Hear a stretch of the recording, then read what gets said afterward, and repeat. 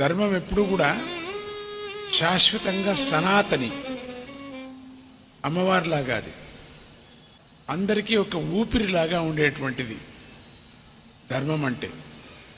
అది మనిషి యొక్క జీవన విధానం. మనం ఊపిరి తీసుకుంటున్నామే, అదొక జీవన విధానం. అందుకని ధర్మం అనేటువంటిది అందరికీ సమానమైనటువంటిది, ఒకే రకంగా ఉండేటువంటిది. మనం మనుషులందరూ ఒక ధర్మాన్ని ఆచరిస్తున్నాం, ఒకే ధర్మం అందంతా.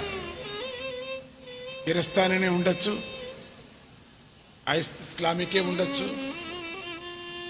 యహూదులే ఉండొచ్చు, ఎవరే అరబికీసే ఉండొచ్చు, ఎవరే కానీ బుద్ధులే ఉండొచ్చు, జైనులే ఉండొచ్చు. అందరికీ ఒకే ధర్మము. అది జీవన విధానమైనటువంటి ఊపిరి ధర్మము. ఇప్పుడు ప్రతి మనిషికి ఊపిరి ఎంత ఒకటే కదా. 9 రంధ్రాల్లో ఉన్నప్పటికీ కూడా మనం దేంతో పిలుస్తున్నాం? ముక్కుతో పిలుస్తున్నాం. అన్ని కాలాల్లో సమానంగా ఉంటుంది కాబట్టి, దాన్ని సమానంగా అన్ని కాలాల్లో ఎప్పటికీ ఉండేది కాబట్టి దానికి ఏం పేరు ఇచ్చాం? సనాతనం అని ఇచ్చాం. పూర్వం నుంచే వచ్చినటువంటి దానికి సనాతన ధర్మం అన్నాం. సనాతన ధర్మం అంటే హిందువులది కాదు, మనుషులది. సనాతనం అంటే ఎప్పటికీ, ఇప్పుడు అప్పుడు ఎల్లప్పుడూ ఉండేటువంటిది, ఎల్లప్పుడూ ఉండేదని అర్థం. ఎప్పుడు ఉండేది అని అర్థం. కాలాన్ని బట్టి మారేది కాదు. ఒక కృతయుగం వేరే, ఇంకొక యుగం వేరే, ద్వాపర యుగం వేరే. ఆ యుగాన్ని బట్టి మారేది కాదు. ధర్మం ఎప్పటికీ ఉండేది.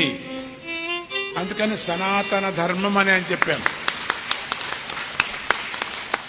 ధర్మం అంటే 10 ముఖ్యమైనటువంటి అంశాలను కలిగి ఉంటుంది. ప్రతి ఒక్కరూ దీన్ని ఎప్పుడు కూడా జ్ఞాపకం పెట్టుకోవాలా. ఈ శ్లోకాన్ని జ్ఞాపకం పెట్టుకోవాలా. అందరూ పాడండి. ధృతిః క్షమాదమో ఆస్తేయం, ధృతిః క్షమాదమో ఆస్తేయం, ధృతిః క్షమాదమో ఆస్తేయం, ధృతిః క్షమాదమో ఆస్తేయం, శౌచమింద్రియ నిగ్రహః, శౌచమింద్రియ నిగ్రహః, శౌచమింద్రియ నిగ్రహః, శౌచమింద్రియ నిగ్రహః, ధీర్విద్యా సత్యమక్రోధో, ధీర్విద్యా సత్యమక్రోధో, ధీర్విద్యా సత్యమక్రోధో, ధీర్విద్యా సత్యమక్రోధో, దశకం ధర్మలక్షణం, దశకం ధర్మలక్షణం, దశకం ధర్మలక్షణం. దశకం ధర్మలక్షణం. ఈ 10 ధర్మాలు, ఇవి ధర్మం అంటాం. ధృతి, క్షమ, దమము, ఆస్తేయము, శౌచము, ఇంద్రియ నిగ్రహము, ధీ, విద్య, సత్యము, అక్రోధము, ఇలాంటి 10 అంశాలతో ఉండేదే ధర్మము. ఆ ధర్మాన్నే సనాతన ధర్మము అని అన్నారు. దీన్ని నాశనం కావాలంటే ఎక్కడ పోతుంది? నాశనం అవుతుందా?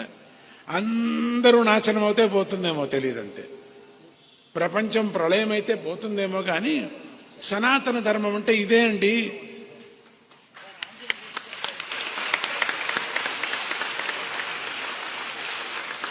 సనాతన ధర్మం నాశనం చేస్తానంటే అది ఎవరి పని, ఎవరి ఉనికిని వారే నాశనం చేసుకున్నట్లు, వాళ్ళే చచ్చిపోయినట్టు, టక్ టక్ టక్ టక్ అని కొట్టుకున్నట్టు, అంతే. ప్రతి ఒక్కరూ వాళ్ళే చచ్చిపోయినట్టుగా అవుతున్నది. మన ఊపిరిని మనమే ఆపినట్లు, ముక్కు మూసుకొని కుట్టుకుంటే ఆగిపోతాం, అట్లా అవుతుంది. నిన్ను నువ్వే చంపుకున్నట్టు అవుతుంది కూడా. కాబట్టి మానవ ధర్మాన్ని, మన ధర్మాన్ని మనమే కాపాడుకోవాలి. ధర్మం కాపాడాలంటే ఇదే. ధర్మం కాపాడటానికి కృష్ణుడు అవతరించాడంటే ఇదే.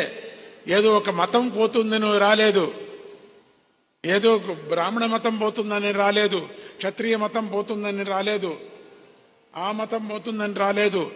ధర్మము నాశనం అయిపోతున్నదే, ధర్మము ఆచరించటం లేదే జనము అని మళ్ళీ అవతారాన్ని ఎత్తాడు.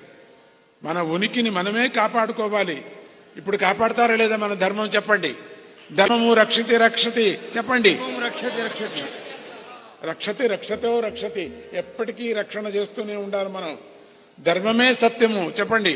ధర్మమే సత్యం. ధర్మం మేము ఆచరిస్తాము, ధర్మం మేము ఆచరిస్తాము, అధర్మాన్ని ఆచరించము. అధర్మాన్ని ఆచరించము. జ్ఞాపకం పెట్టుకోండి. ఎప్పటికీ అధర్మం అంటే చేయకపోవటం. మనం ఈ ధర్మాన్నే మనం అనుసరించాలి. ఎంత అద్భుతంగా చెప్పుకొని వచ్చారు. అందరికీ ధర్మబుద్ధిని ప్రసాదించమని పంచముఖ ఆంజనేయ స్వామి మనలోని దోషాలను దూరం చేయమని వేడుకుంటూ, శ్రీకృష్ణ పరమాత్మ అందరికీ సద్గతిని కలుగజేయమని ఆ స్వామిని ప్రార్థిస్తూ, దత్త సద్గురువు దానికి శక్తినివ్వని మనందరికి కూడా